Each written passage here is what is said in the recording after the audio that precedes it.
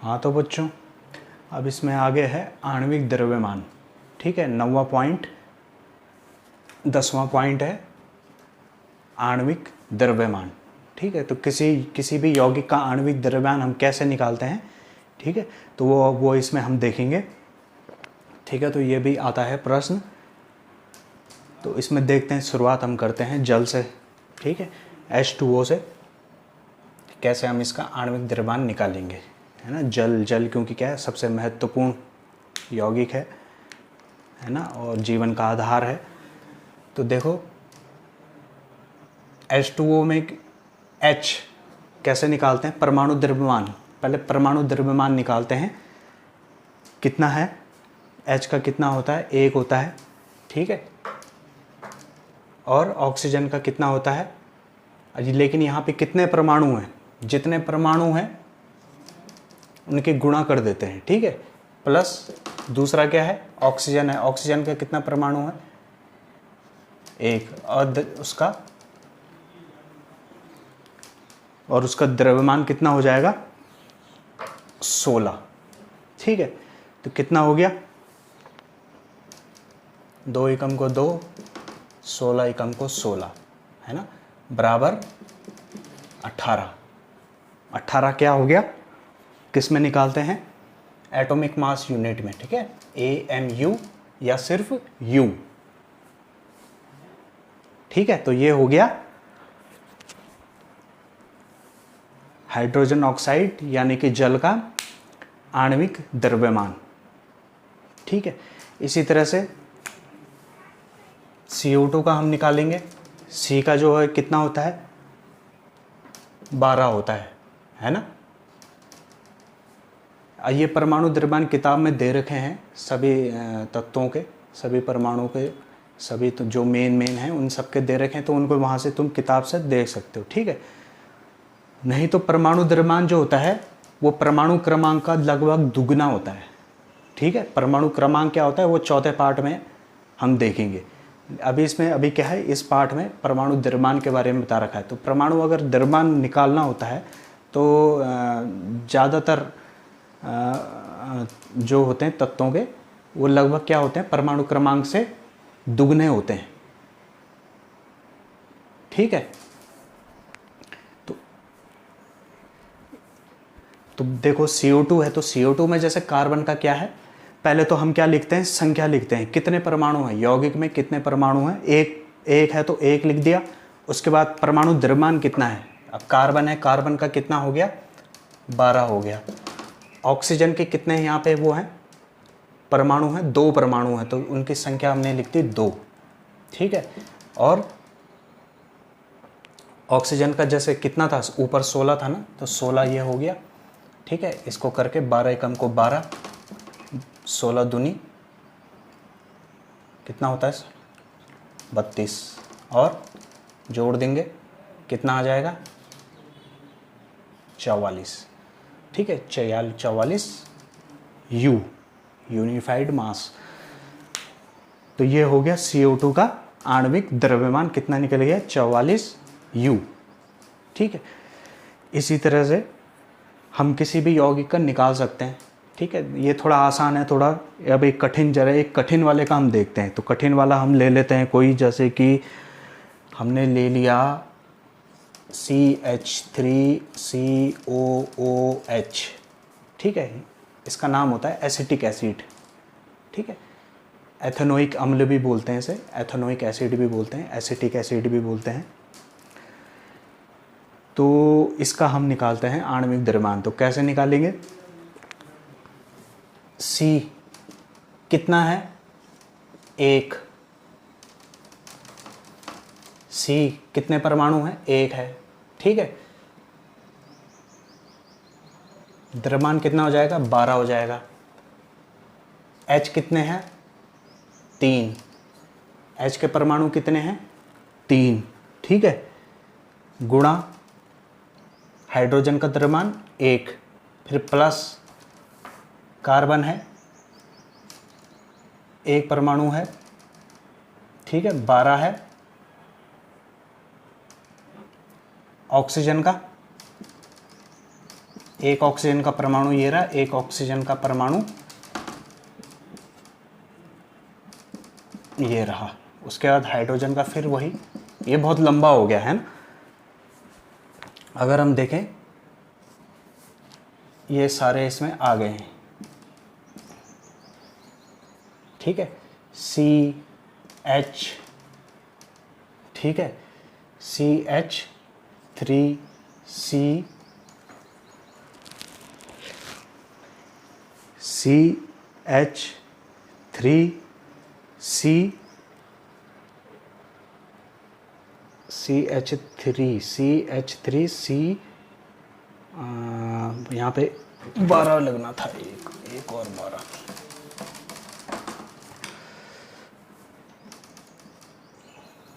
CH3CO,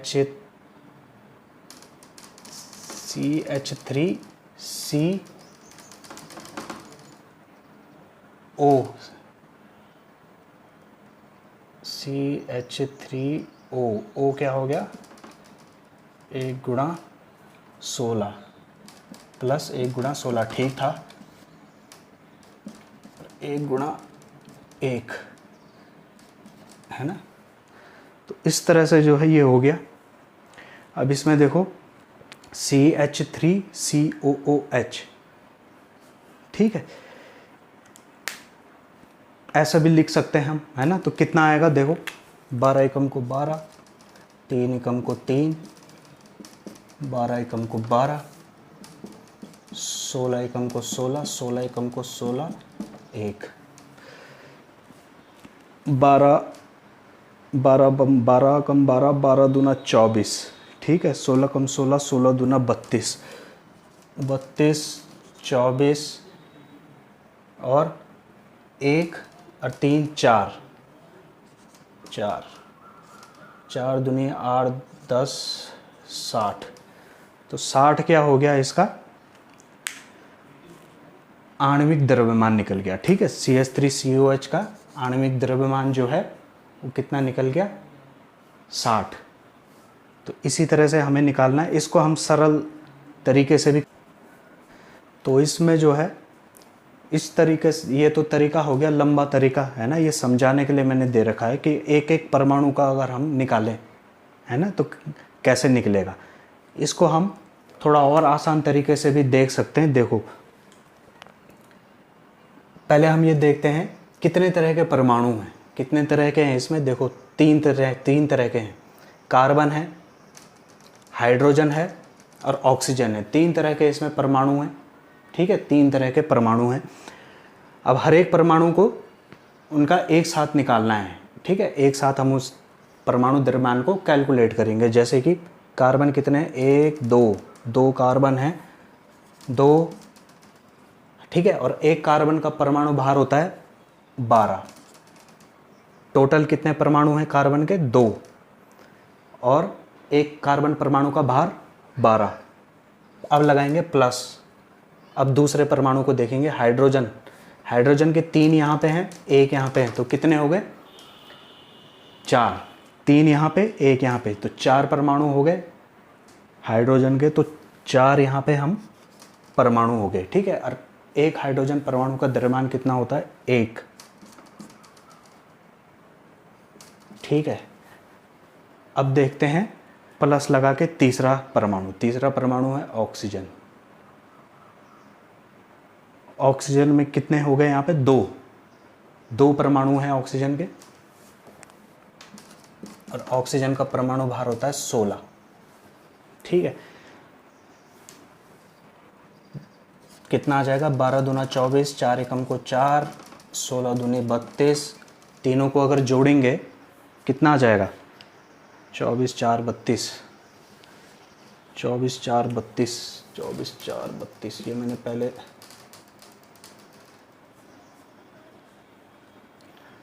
चौबीस 4 32, 4 4 2 8 तो 10 और 1 6 60, तो ठीक है।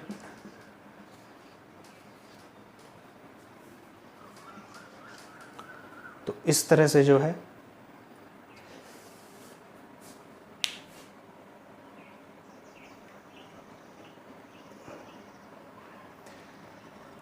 इस तरह से जो है ये निकल गया, ठीक है।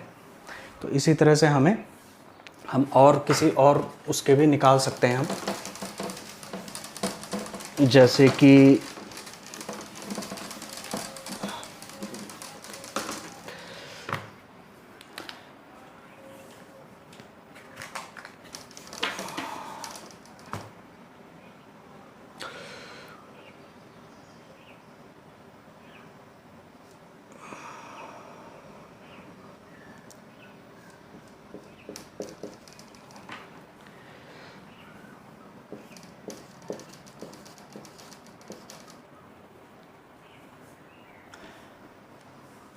Ammonium sulphate.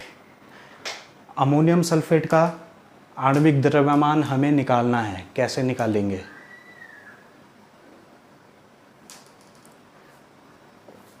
देखो, इसमें एक चीज़ देखनी है, यहाँ पे क्या है, ये 2 लगा रखा है, इसे कोष्टक के अंदर बंद कर रखा है। यानी कि इसका क्या मतलब है? इसका मतलब है यहाँ पे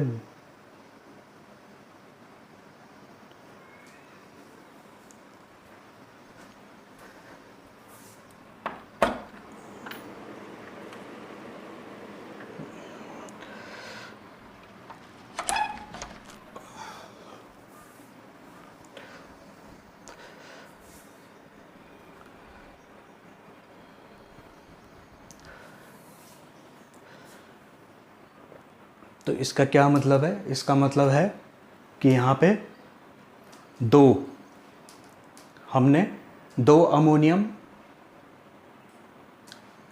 अमोनियम आयन के अणु हैं, ठीक है। जैसे कि अगर इसे हम देखें ऐसे, तो इसका मतलब ये है, ठीक है। इस तरह से आणविक संरचना थोड़ी और इसकी अलग होगी, लेकिन इसको इस तरह से हम दिखा सकते हैं समझाने के लिए ये, ठीक है। आणविक संरचना तो कुछ और होगी इसकी, अगर हम खोल के इसे पूरा दिखाएंगे तो वो तो अलग निकलेगा, लेकिन ये समझाने के लिए दे रखा है। अमोनियम ये 2 हैं यहाँ पे, ठीक है। तो इन 2 को हम क्या करते हैं, जब हम रासायनिक सूत्र लिखते हैं तो इस तरह से कोष्टक लगा देते हैं, ठीक है। और उसके बाहर जितनी संख्या हैं वो संख्या हम कोष्टक के बाहर लिख देते हैं, ठीक है। तो इसका आणविक सूत्र जब हम निकालेंगे तो कैसे निकालेंगे?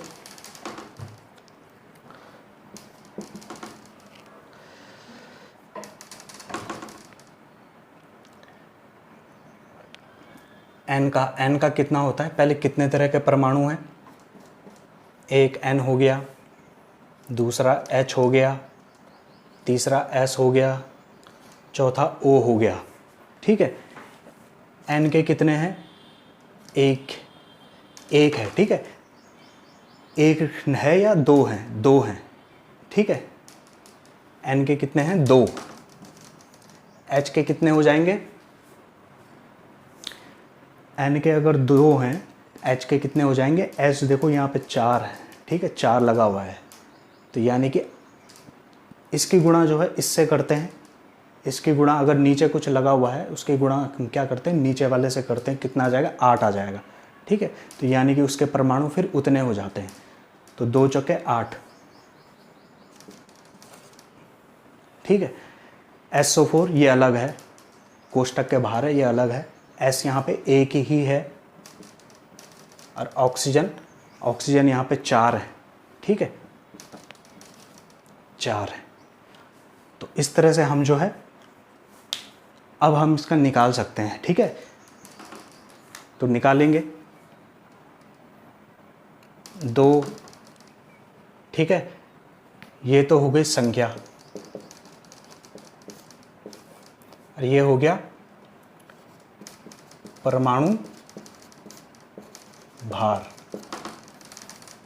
N का होता है 14, हाइड्रोजन का होता है 1, सल्फर का होता है 16, ऑक्सीजन का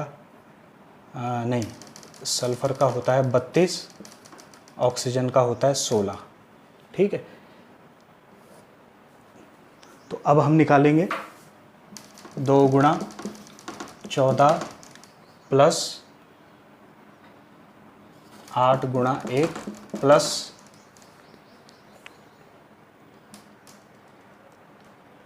सल्फर। 1 गुणा 32 प्लस 4 गुणा 16, ठीक है। ये n हो गया, ये h हो गया, ये s हो गया, ये o हो गया, ठीक है। तो इस तरह से हम इसको निकालेंगे, कैलकुलेशन करेंगे। 14 कम 14, 14 दूना 28, 8 एकम को 8, 32, 16 कम 16, 16 दूना 32, 16 तीन 48, 16 चौके 64, ठीक है। जोड़ देंगे सबको, 8 और 32 40, 28 64, 8 और 4 12, 6 4 10 2 12 और 1 13, 132 U। तो इस तरह से जो है ये क्या निकल जाएगा, आणविक द्रव्यमान निकल जाएगा, ठीक है।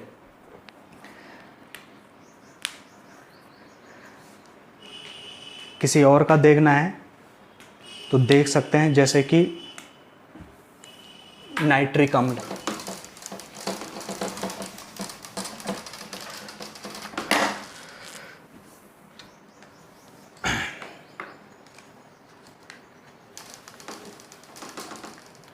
एक और का निकाल लेते हैं, नाइट्रिक अम्ल HNO3।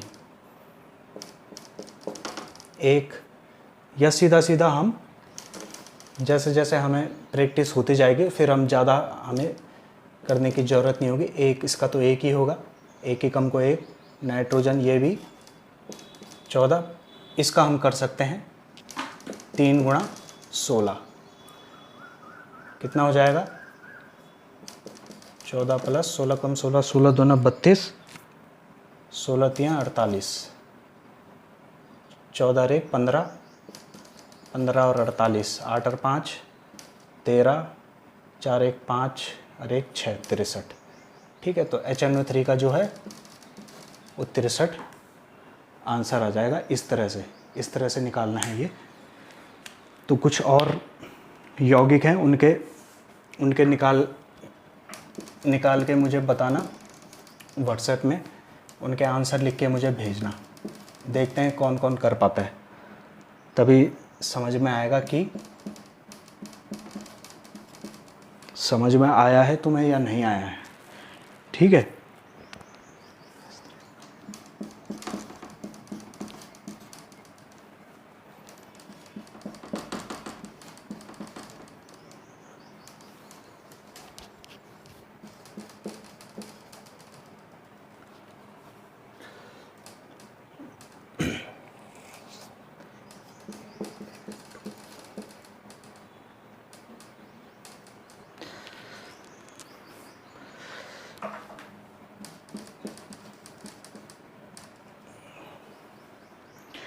NaCl का अभी नहीं, NaCl का बाद में करेंगे।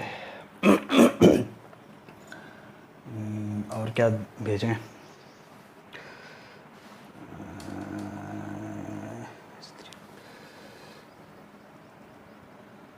चलो इतने बहुत होंगे। तो इतने के जो है आणविक द्रव्यमान लिख के भेजना व्हाट्सएप पे, ठीक है, ताकि पता चले कि कितना किसको कितना आया है।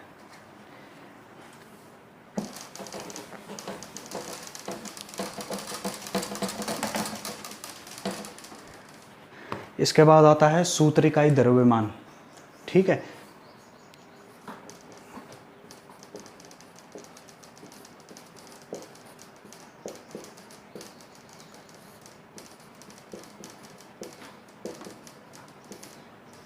ये भी लगभग वैसा ही होता है, लेकिन ये किन के लिए होता है, किन के लिए इस्तेमाल किया जाता है, आयनिक यौगिकों के लिए, ठीक है। इसका इस्तेमाल किया जाता है आयनिक यौगिकों के लिए, ठीक है। जैसे कि उदाहरण के लिए सोडियम क्लोराइड, ठीक है। सोडियम क्लोराइड हो गया उदाहरण के लिए। तो सोडियम क्लोराइड क्या है, ये क्रिस्टल फॉर्म में पाया जाता है, ठीक है। इसके अगर देखेंगे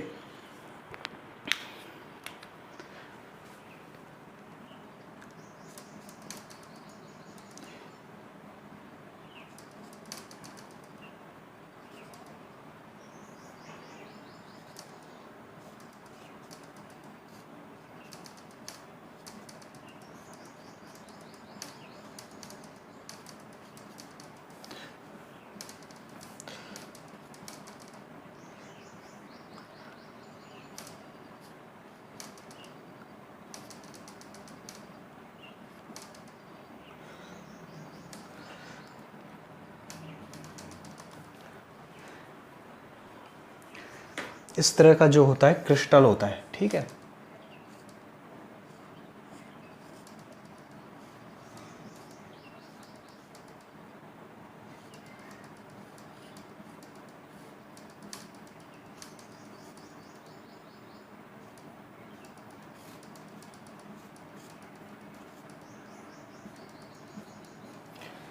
तो इस तरह से ये क्रिस्टलीय फॉर्म में ये पाए जाते हैं, ठीक है, सोडियम क्लोराइड।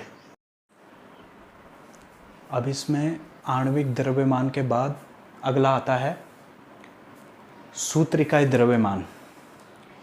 तो सूत्रिकाय द्रव्यमान जो है वो किन के लिए होता है, ये भी वैसा ही होता है, आणविक द्रव्यमान के ही तरह होता है, लेकिन ये निकाला जाता है आयनों के लिए, ठीक है, जो आयनिक यौगिक होते हैं या वैद्युत संयोजक यौगिक जो होते हैं उनके लिए सूत्रिकाय द्रव्यमान हम कहते हैं। होता वही है, आणविक द्रव्यमान ही होता है, पर जैसे उदाहरण के लिए होता है NaCl है जैसे। तो NaCl में क्या होता है, NaCl कहने के लिए हम बोल देते हैं ये इस अणु है, एक अणु है, लेकिन असल में इसका जो है अणु इसमें होता नहीं है ना, ये क्रिस्टल फॉर्म में होता है। जैसे कि ये है, ये क्रिस्टल है एक, ठीक है। तो क्रिस्टल में इसमें क्या है, देखो एक Na है, Na के हर एक जो सोडियम आयन है वो 6 क्लोरीन आयनों से घिरा हुआ होता है ना। एक के साथ वो बंध बनाता है, एक के साथ तो वो बंध बनाता है, लेकिन बाकियों के साथ भी वो उसमें क्योंकि आवेश आता है, इसलिए आवेश के कारण बाकियों को भी वो अपने साथ मिला के रखता है। इसी तरह से क्लोरीन है, क्लोरीन भी जो है 6 सोडियम परमाणुओं से घिरा हुआ रहता है, ठीक है। अब इसमें तो ये क्रिस्टल फॉर्म में होते हैं, इस तरह का होता है क्रिस्टल, ठीक है। एक कोने पे जो है एक सोडियम होता है और वो 6 उससे परमाणु क्लोरीन परमाणु से घिरा रहता है। इसी तरह से क्लोरीन भी 6 सोडियम परमाणु से घिरा रहता है। अब अगर हम देखें तो इसको अगर हम एक परिभाषा या थोड़ा इसको लिखने के उसमें अगर देखें तो इसको कैसे लिखें, कैसे बताएंगे हम। वैद्युत संयोजक यौगिक जो होते हैं आयनों से बने होते हैं, ठीक है। वैद्युत संयोजक यौगिक यानी कि जैसे NaCl हो गया, कैल्शियम क्लोराइड हो गया, मैग्नीशियम ऑक्साइड हो गया, ये सब क्या है, आयनिक यौगिक हैं। वैद्युत संयोजक यौगिक आयनों से बने होते हैं तथा उनमें अलग अलग परमाणु नहीं होते हैं, है ना। कोई एक पर्टिकुलर जैसे H2O है तो वो तो अलग हो गया एकदम, ठीक है। ये और उदाहरण हम दे सकते हैं, तो वो सेपरेट रहते हैं। लेकिन ये कैसे होते हैं, इनमें अलग अलग अणु नहीं होते हैं, ठीक है। रासायनिक समीकरणों में इन यौगिकों को आयनों के रूप में प्रदर्शित करने के स्थान पर उनके माने गए अणु के रूप में प्रदर्शित करते हैं। यानी कि जो रासायनिक अभिक्रियाएं होती हैं उनमें कभी भी आयन को नहीं हम लिखते हैं, है ना, वो असुविधाजनक होता है। उसकी जगह पे हम क्या करते हैं, एक अणु को ही हम लेते हैं। लेकिन हम अणु बनाएंगे कैसे, अणु को हम मानेंगे कैसे, जब उसमें बहुत सारे सोडियम है, बहुत सारे क्लोरीन है, अब अलग अलग तरह से मिले हुए हैं, कोई अलग से कोई अणु नहीं है। तो अणु हम बनाते कैसे हैं, तो देखो उसका तरीका क्या होता है। इन यौगिकों के एक अणु में उसके कैटायन व एनायन, कैटायन एनायन मैंने बताया था जिसमें प्लस चार्ज होता है, यानी कि कैटायन यानी कि घनायन, और एनायन मतलब कि ऋणायन, ठीक है। तो कैटायन व एनायन की संख्या इस प्रकार होती है। कोई भी एक अणु जो होता है, किसी वैद्युत संयोजक यौगिक का एक अणु जो होता है, उसमें कैटायन व एनायन की संख्या इस प्रकार होती है कि कैटायन व एनायन के आवेशों की संख्या समान हो जाए, ठीक है ना। जितने भी उस क्रिस्टल में जितने भी घनायन हैं और जितने भी ऋणायन हैं, सबकी संख्या जब समान हो जाती है, ठीक है, तो इसी आधार पे हम क्या करते हैं, उनके अणुभार की गणना हम करते हैं, ठीक है। तो इस तरह से NaCl का हम ये क्या हो जाता है, ये इसका एक निकल जाता है अणु, ठीक है ना। अगर माना क्लोरीन दुगने होते सोडियम के तो NaCl2 हो जाता, ठीक है। दुगने नहीं है, ठीक है, बराबर बराबर संख्या में है, तो इसलिए NaCl एक ये क्या बन गया, अणु बन गया है, ठीक है। तो अब इसका सीधा सीधा हम परमाणु अगर हम भार निकालें तो कैसे निकालेंगे, परमाणु भार नहीं, आणविक भार, अगर हम इसके अणु का अणु भार हम निकालेंगे तो कैसा होगा, सोडियम का कितना होता है 23 और क्लोरीन का 35.5, ठीक है, 35 या 35 ही लिख लेते हैं, ठीक है। तो 23 और 35 दोनों को जोड़ेंगे कितना आ जाएगा 58, ठीक है। तो 58 ये आ गया, ठीक है। तो 23 मैंने 11 इसका परमाणु क्रमांक होता है, जो अगली क्लास में तुम पढ़ोगे, तो 11 दूनी 22, मैंने कहा था कि परमाणु क्रमांक का दुगने के लगभग जो होता है परमाणु भार होता है, ठीक है। इसी तरह से क्लोरीन है, क्लोरीन का क्या होता है 17 होता है परमाणु क्रमांक, 17 दूनी 34, तो 34 यानी एक ज़्यादा है 35, ठीक है। तो इस तरह से जोड़ के हमने